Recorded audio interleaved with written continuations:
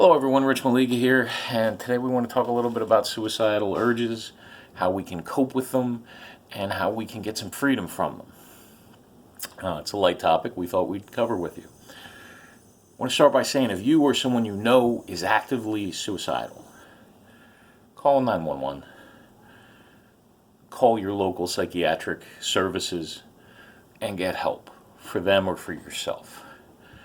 Because if that's an immediate danger, or even if you don't know, but you know enough that you're worried, it's better to call. It's better to take advantage of those services so that someone's safe or so that you are safe. I know that a lot of our imagery comes from movies like One Who Flew Over the Cuckoo's Nest or Girl Interrupted. That is not.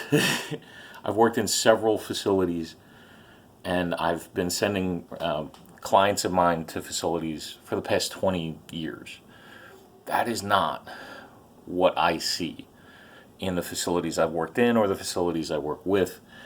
Please take advantage of those services.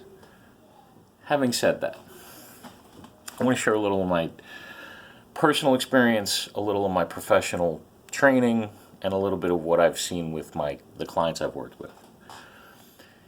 The first thing is feeling like you don't want to exist anymore, or feeling like I'm going to put myself in harm's way and we'll see what happens. I don't really care. I almost hope that I'll drive fast enough, I'll use enough drugs, I'll get in a dangerous enough situation. I almost hope this time it takes me out. Or having those weird intrusive thoughts of, I could just do whatever, turn the car wheel. That doesn't make us freaks, doesn't make us crazy. It makes us people with a legitimate problem we need to address head on. And a couple of the things that I want to start with, first off, if you've had any form of significant trauma in your life, and usually we don't consider our trauma significant because we've been taught not to. If we've had bad things happen to us, if we've had sexual abuse, if we've been a part of domestic violence situations, a lot of the things that contribute to trauma also contribute to suicidal urges or to intrusive thoughts related to things like that. You're not alone. If everybody that felt that in their lives got up and went to the same place, it would fill cities, countries, continents. You are so not alone, but people don't talk about it because it's very shame-producing. It's very personal, isolating. We don't want people to know because we feel like we're the only one. You're not alone. And there are whole groups of people, especially in the day of the internet, where you can connect to people and you can just feel less shame and less like an alien because you're talking to people that understand, that have been through it and survived it and have gotten out to the other side of it, where it's not actively affecting them. Please, one of the first things that's huge is seeing other people that have a similar experience and gleaning from that experience. And then sharing yours. Having a voice to articulate how you think and how you feel. And seeing it mirrored in this other community of people. It's freeing. It's so freeing and life-giving. Please avail yourself of that opportunity.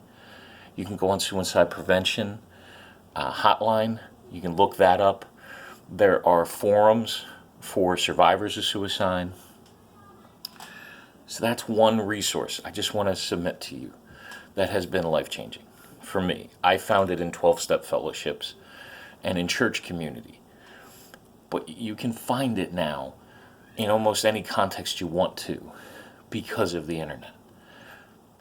Secondly, winding the tape of what could occur was helpful to me personally. I haven't been suicidal actively since I got sober when I was 19 years old. But one of the things that kept me in check, I still put myself in harm's way a lot. It was passive suicidal ideation. I wanted something else to do it for me. Was the idea, what if it's not successful? What if I just hurt myself worse? What if I just produce more shame for myself? There was a kid, I always called him the Judas Priest kid, that really rented space in my head because he tried. And he tried in a way that I would assume would have been absolutely successful. And it just left him irreparably damaged. So winding the tape, weighing out the potential fallout of trying and failing, helped me. Don't know if it will help you, but it helped me. Talking to the people that you may impact.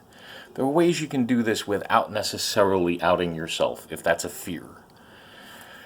But the perception can be, everybody would be better off without me, or no one would even care. No one would notice.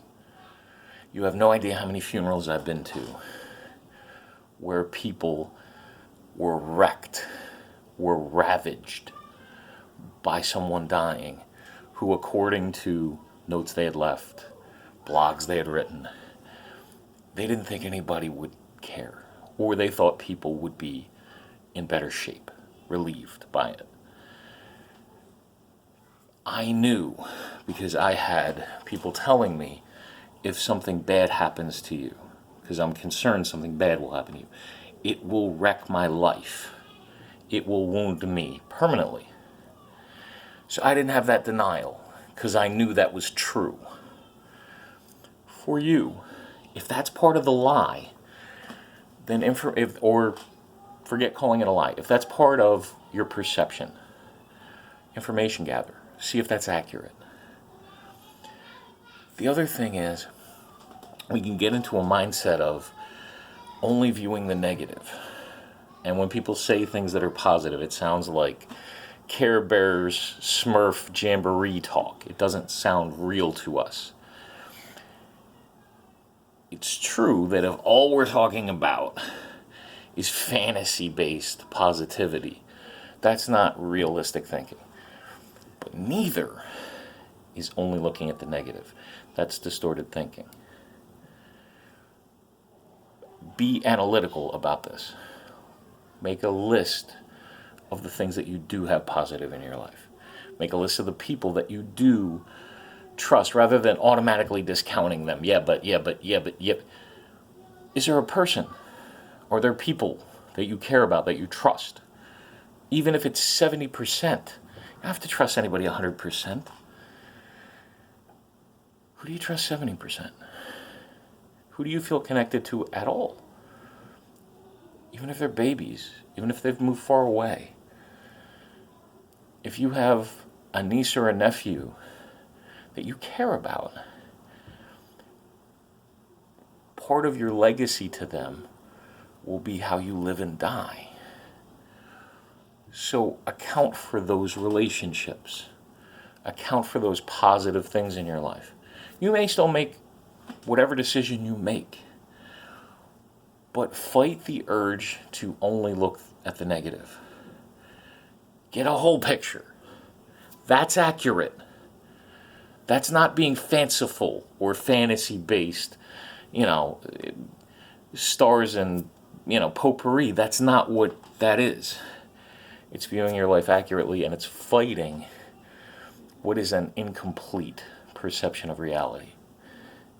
That's hard to do. I learned to do that, and that's made a lot of difference for me. The next thing is depression, anxiety, suicidal mindset. Feed themselves. Everything that would counterbalance it feels counterintuitive, feels wrong. I wanted to eat crap. I wanted to eat fried chicken thrown on top of a pizza, deep fried. Try to eat something healthy, or at least healthier. Instead of get a bacon cheeseburger with fries, get a cheeseburger with lettuce, tomato, and onion, and get onion rings, which are actually a little healthier than the fries. Sort of.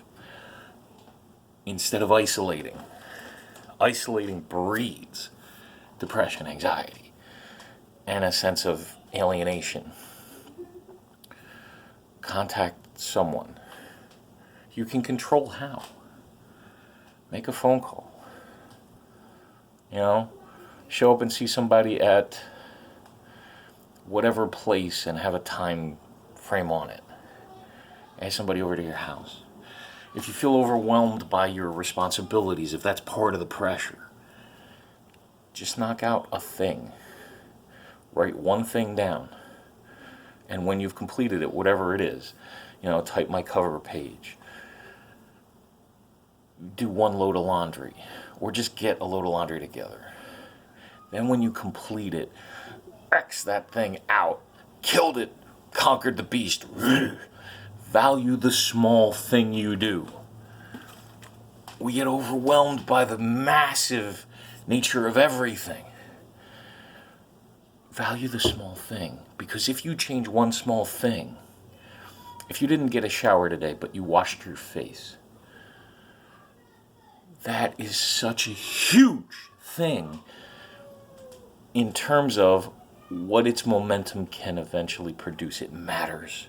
The small thing matters. There is life in the small thing. That's one other coping skill that I would recommend to you. And your mind's going to want to discount it. Big deal, I washed my face today. Wash it again tomorrow. See if you can throw in a shower. Don't use soap. Just progress, not perfection. That will produce, that will multiply itself. It doesn't feel like it. Just try it. Catastrophizing. Thinking. We get out of the day and we project what our lives will be like. We'll feel like this forever. This will happen, that'll happen, blah, blah, blah, blah, blah. And we assume we're prophets. We don't know. And feelings tend to be temporal. If you ever felt different than this, then there's a shot you may feel different than this. If you've never felt different than this, but you see somebody who you believe was like you, and they feel different now, they are not special.